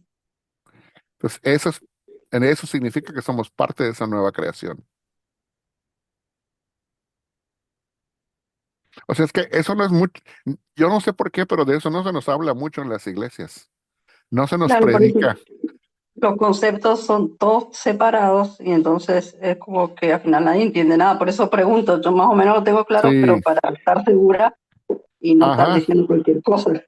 Porque para mí, yo tengo claro que decir, bueno, nueva criatura, nacer de nuevo, resucitados con Cristo, estar en el nuevo, bajo el nuevo pacto, tener la ley de Cristo o tener al Espíritu en mi vida es lo mismo. es Son parte varias de, maneras, claro, sí es parte de un todo. Ajá. claro, pero como siempre se habla separado, inclusive el tema del reino, porque el dispensacionalismo están esperando que llegue el reino, entonces eh, Ma- creo que es importante saber expresarse bien, ¿no? Porque si no sí, uno... y eso hace de que todos aquellos que están en ese sistema todavía no puedan disfrutar de la nueva vida del reino que Dios ya trajo, Así es, así es. porque todavía están esperando a Están, que venga. y están tratando de, de vencer el pecado, por ejemplo, Ujú. en muchas circunstancias cuando ya Cristo lo Ya el venció y tenemos que hacer uso de ese, vivirlo por fe. Sí, ahora una cosa interesante que también hay que mencionar es que usted lo dijo hace un rato, que es el nacer de nuevo. Para poder entender mejor este paradigma o este cambio de modelo del nuevo pacto, es decir o explicar que la palabra de nuevo, que se traduce así, nacer de nuevo, es la palabra griega que se ocurre ya en el capítulo 3 de Juan. Se puede traducir esa misma palabra de dos maneras. Y yo creo que la manera en que se tradujo no es la más conveniente, porque nacer de nuevo nos hace que sigamos pensando o que lo veamos como una segunda ocasión de nacer, pero todavía dentro del mismo plano terrenal. ¿Sí me doy a Ujú. entender? Ahora, Sí. esa misma palabra que se traduce de nuevo, también tiene el sentido de que se puede traducir de lo alto. Ujú. Entonces, nacer de lo alto ya es otra cosa, porque enseguida cambia, ya no se está, el enfoque en la palabra ya no está en la parte repetitiva del nacimiento, sino que está hablando de la procedencia, de dónde viene el origen de ese nacimiento, que viene de lo alto. Entonces está hablando de una obra de Dios que Cristo trajo a través de su Santo Espíritu y que nos hace ser partícipes de esa nueva naturaleza que viene de Dios y que nos hace ser partícipes de esa nueva ciudad, de la Jerusalén celestial. Porque allá en Filipenses dice que tenemos una nueva ciudadanía, pero que esa nueva ciudadanía está en los cielos, de donde esperamos nosotros a nuestro Salvador, que Él traerá esa ciudadanía y la hará una realidad, aún en el ámbito físico, ya cuando Él venga en la consumación en su segunda venida. O sea, ese es el cuerpo glorificado que estamos esperando en la resurrección de los muertos. Pero de que ya somos parte de la nueva ciudad, eso ya es un hecho. De que somos miembros ya de esa nueva ciudadanía, eso es un hecho. Y de que es una ciudadanía espiritual, también es un hecho.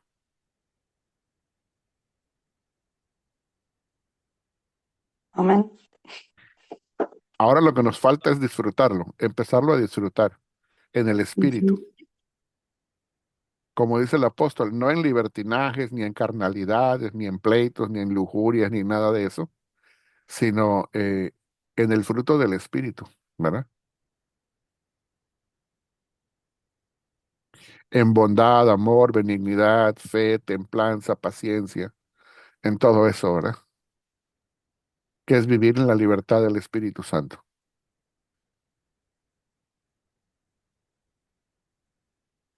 Bueno, no sé si alguien más tenga alguna pregunta o comentario. Si no, ¿alguien más? ¿Alguien más? Hace un rato vi una mano por allá levantada. Pero si no, podemos pasar a la siguiente parte para poderla terminar y no es muy larga. La ventaja es que es más corta. Vamos entonces para allá y si hay más preguntas las tratamos conforme regresemos después de la segunda parte. Disculpe, Vamos. pastor. Sí, adelante. Gracias. Bueno, me parece contundente el argumento que se ofrece en el texto de Melquisedec y que usted refirió tan magistralmente, porque si el sacerdocio cambió de Leví a Cristo, ¿verdad? La ley tuvo que cambiar. Es decir, no podemos pretender tener un sumo sacerdote según el orden de Melquisedec, que es Jesús, y querer seguir obedeciendo un código que representa a Moisés, que fue diseñado para un sacerdocio que ya caducó. Ujú. Es decir, si en Hebreos 7, 11 y 12 tenemos allí cambiado el sacerdocio, necesario es que haya también cambio de ley. Entonces, la ley de Moisés y el sacerdocio levítico serían similar a un edificio, ¿verdad? Y sus cimientos. Si quitas el cimiento, Leví, y pones uno nuevo, que es Melquisedec, entonces todo ese edificio de la ley de Moisés se tiene que derrumbar, se debe caer. Es decir, no puedes tener a Jesús como sacerdote y seguir bajo la ley de Moisés al mismo tiempo. Y Así cuando usted es. se refería a lo de la genealogía, sin padre, sin madre. Bueno, entonces en el Génesis tenemos que Melquisedec aparece como un relámpago. No se menciona ni su nacimiento, ni su muerte, y pudiéramos entonces entender que no es que se esté refiriendo a un ser angelical, ¿verdad? Sino que literariamente representa un sacerdocio que no depende de la carne. Y entonces de allí deducimos que no tiene herencia biológica, sino que es el poder de una vida que definitivamente es indestructible. Jesús no es un sacerdote porque su papá fuera sacerdote y allí estaría presente la herencia legal, ¿verdad? Sino porque Él es la vida misma. Así Eh, es. lo otro también, en cuanto a recordar que Abraham diezmó a Melquisedec, ¿verdad? Entonces, el menor siempre es bendecido por el mayor. Si Abraham se humilló ante Melquisedec, entonces el sacerdocio de Melquisedec, es decir, el de Jesús, es infinitamente superior al de Moisés y de Leví. Así es. Bueno, los sacerdotes levitas eran puestos por un mandamiento, por una regla escrita, ¿verdad? Jesús fue hecho sacerdote por un juramento de Dios, cuando dice tú eres sacerdote para siempre según el orden de Melquisedec. Es decir, un mandamiento se puede abrogar, cancela, caduca, pero expira, pero un juramento de Dios es irrevocable. Esto garantiza que entonces que en el nuevo pacto o el nuevo pacto es eterno y que el antiguo Moisés era solo una etapa temporal. También destacar que, bueno, esas figuras literarias, poéticas me fascinaron. Eso de ver allí la ley como una sombra, ¿no? Es como muy significativo. Mm. Y entiendo entonces que la ley era una sombra proyectada por Cristo. Si tienes a la persona, la sustancia frente a ti, porque entonces uno se va a inclinar a abrazar la sombra en el suelo, ¿verdad? No tendría sentido abrazar la sombra, que sería en ese caso la ley, teniendo a Cristo como realidad. Eso implica un retroceso espiritual y hasta una falta de respeto al sacrificio de nuestro Señor Jesús. Cuando usted se refería al Shabbat como la sombra, o lo explica el autor del texto así, em, Pablo entonces incluye o da a entender que los días de reposo son la sombra de lo que había de venir. Es decir, si el Shabbat era una sombra proyectada por la figura de Cristo, una vez que Cristo llega, la sombra ya no tiene función legal. Insistir en la observancia de un día específico es como abrazar la sombra e ignorar la sustancia, ¿verdad? Exacto. Eh, y eso que cuando se planteó lo del reposo escatológico, usted habló de, o el texto, haciendo alusión al texto, Josué dio un reposo físico en la tierra, pero ese para nosotros los cristianos no es el reposo verdadero. En Cristo ya hemos entrado en ese reposo, ya no descansamos un día para trabajar seis. Ahora vivimos desde ese reposo eterno que está presente todos los días porque la salvación en nosotros ya fue consumada. Básicamente eso, pastor, y agradecida por toda la cantidad de, de, de todo lo que nos ha explicado. Muchísimas gracias. Claro que sí, bendiciones.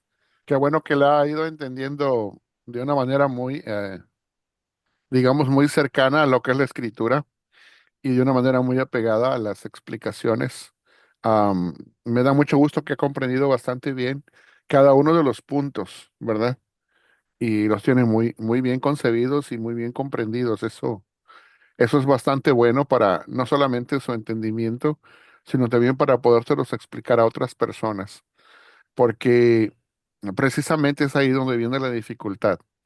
Cuando una persona no conoce mucho de la escritura o simple y sencillamente tiene un sesgo de entendimiento que le prohíbe o ella misma se lo impone y le prohíbe poder ver más allá de lo que realmente la pura letra le dice o lo que alcanza a ver nada más a través de la letra y no alcanza a ver la explicación espiritual, como el apóstol Pablo nos enseña, por ejemplo, en Corintios cuando dice que hay que ir aplicando lo espiritual o el sentido de la realidad espiritual a los tipos y a las sombras que nosotros tenemos en la escritura.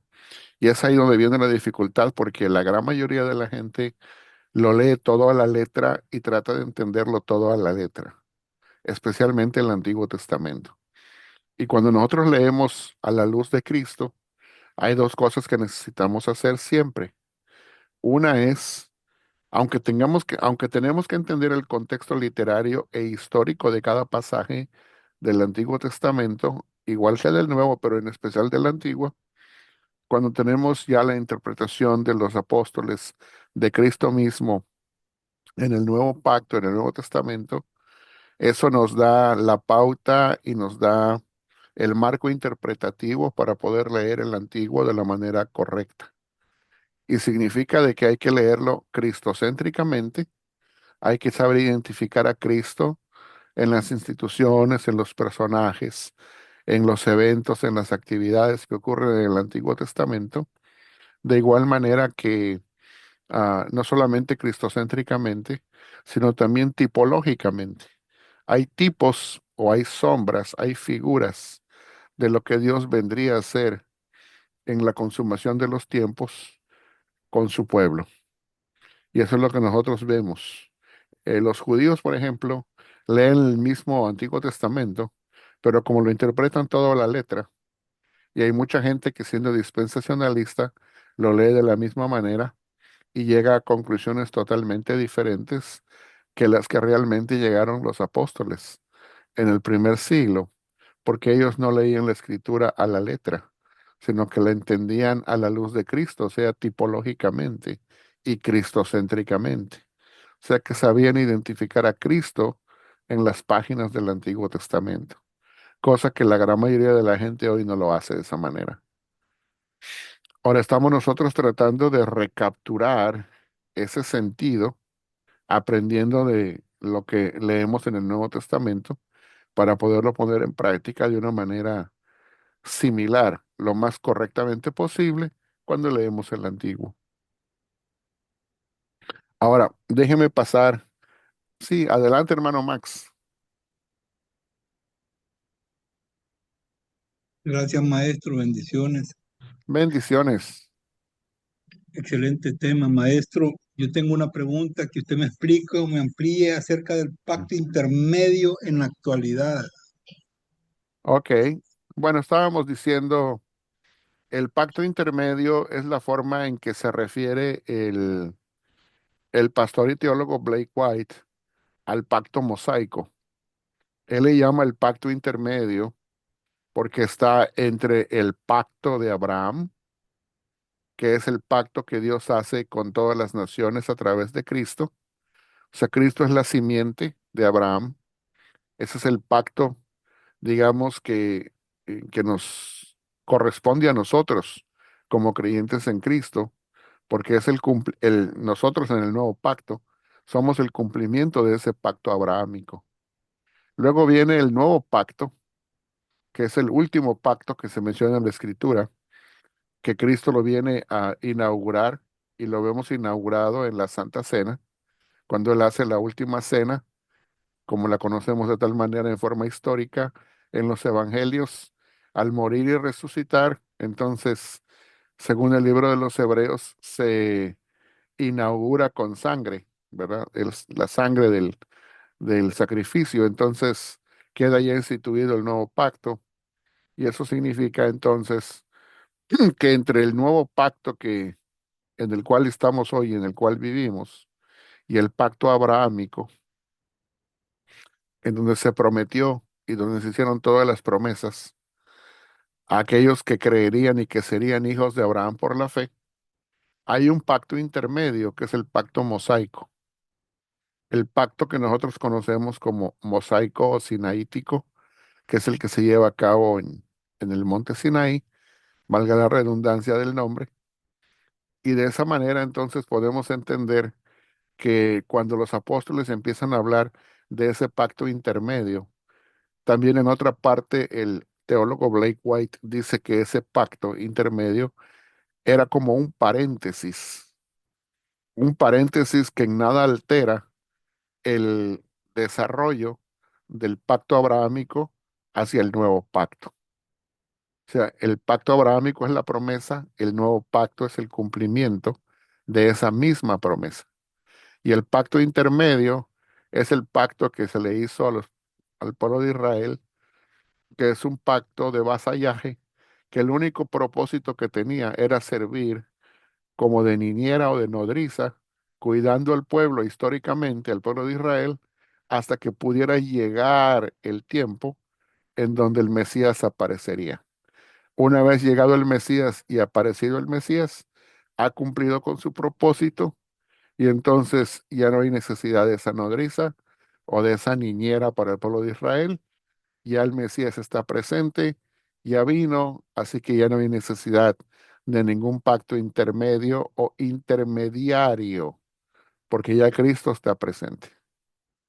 Eso es lo que significa. Gracias, maestro. ¿Cómo no? Sí, hermana, yo leí. Sí, lo último que dijo me levantó o quería hacer un comentario, porque el pacto del Sinaí, que es un pacto condicional de vasallaje, si cumple, entonces Dios cumple. Pero Dios dice que ellos han invalidado el pacto, ¿no?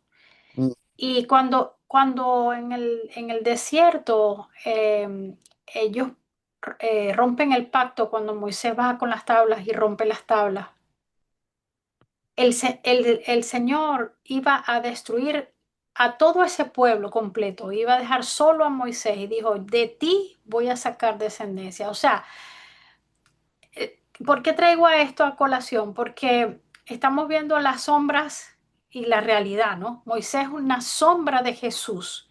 Para Dios, el solo hecho de guardar a un solo descendiente de Abraham, ya para Dios era cumplir con las promesas a Abraham. O sea, de Moisés iba a sacar descendencia que iba a heredar esa tierra. Ahora hasta la tierra es una sombra del reino de los cielos, como usted lo ha venido explicando, ¿no? Una sombra de la verdadera herencia del reino celestial, de nuestra ciudadanía que no es terrenal. Y me causa curiosidad porque incluso en eso, Deuteronomio dice, en Deuteronomio 9 del 4 al 5 dice, no por tu justicia ni por la rectitud de tu corazón entras a poseer la tierra, sino por la impiedad de esas naciones. Yahweh tu Dios los arroja de delante de ti y para confirmar la palabra que Yahweh juró, en este caso a los padres, ¿verdad? En que estamos hablando de Ujú. Abraham, Isaac y Jacobo. Pero curiosamente, después yo comento esto porque yo sé que mucho de, por ejemplo, esta teología que es que plantea un reino, a ver, que plantea un reino milenar futuro y que plantea un trato especial para los judíos, ¿no? Plantean dos pueblos, dos esposas, o sea, para Eso se llama dispensacionalismo. dispensacionalismo, correcto. Eh, cuando por primera vez se lleva a cabo el cántico de Moisés y destruyen el templo y Jerusalén, en ese mismo contexto Jeremías les dice, o mejor dicho, Dios les dice a través de Jeremías, yo hice la tierra. Y el verso completo no lo tengo, pero y la doy a quien me parece bien, porque la tierra es de él, y en la tierra entraba en un pacto de vasallaje. Ujú. Pero Pero Dios no, a ver, Dios cumple sus promesas incluso en uno solo, que viene a ser la realidad de Moisés, ¿no? En Jesús se cumplen todas las promesas a los padres. O sea, lo digo porque todavía el dispensacionalismo le reclama a Dios que tiene que cumplir las promesas que le hizo a Israel, pero es que Jesús es Israel. Y así como Moisés en algún momento, y él solo iba a representar esa simiente que continuaba la promesa de Abraham, ahora en Jesús se continúa la promesa y nosotros injertados en él recibimos ese cumplimiento del que el autor del libro eh, eh, plantea pues como cumplimiento Sí, en así lo... es. Ujú. En Cristo se cumplen todas las promesas que se le hicieron a los padres. Ujú. Amén. Amén. Bueno, ahora sí déjenme pasar a la parte que sigue para acabar pronto, ¿ok? Y no, que no se nos hagan quizás 3 horas, sino un poco menos. Vamos a ver.